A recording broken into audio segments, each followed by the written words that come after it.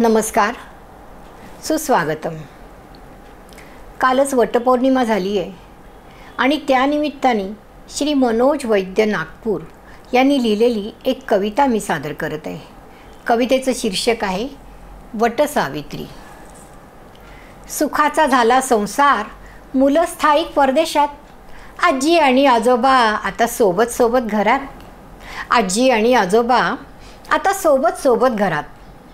कधी बसून कधी उभी आजी करायची पोळी.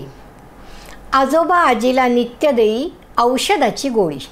आजोबा आजीला नित्य देई औषधाची गोळी. आजीला होता BP, आजोबांची वाढे शुगर. जीवाला जीव लावे दोघे, जगणे करती सुकर. जीवाला जीव लावे दोघे, जगणे करती सुकर.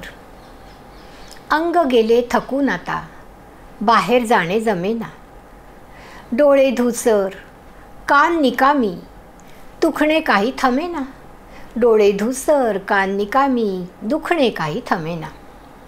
होती वटसावित्री आज, आजीची सारखी तळमळ.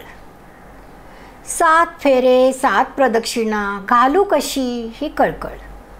7 फेरे 7 प्रदक्षिणा, घालू कशी ही कळकळ. आजोबा म्हणाले आजीला, वेडे वडापेक्षा तू का कमी. आजोबा म्हणाले आजीला, वेडे वडापेक्षा तू का कमी. घट्ट रोवली पाळीमुळे वटवृक्षा समान संयमी. माझ्या संसाराच्या पारंब्या दूर दूर तू वाढवल्या. माझ्या संसाराच्या पारंब्या दूर दूर तू वाढवल्या. कुटुंब अवघं हसत हसत त्या पारंब्यांवर झुलल्या. डोळ्यात आजीच्या आनंदाश्रू, बळ कुठूनसे हे आले. खंबीर बाणा प्रेमळ तुम्ही माझे आधारवड झाले. खंबीर बाणा प्रेमळ तुम्ही माझे आधारवड झाले. इथेच घेते 7 प्रदक्षिणा, तुम्हीच माझे वडवृक्ष.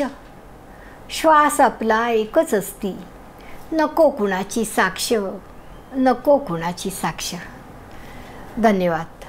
कवी आहेत श्री मनोज वैद्य नागपूर आणि सादर करती आरती गुप्ते.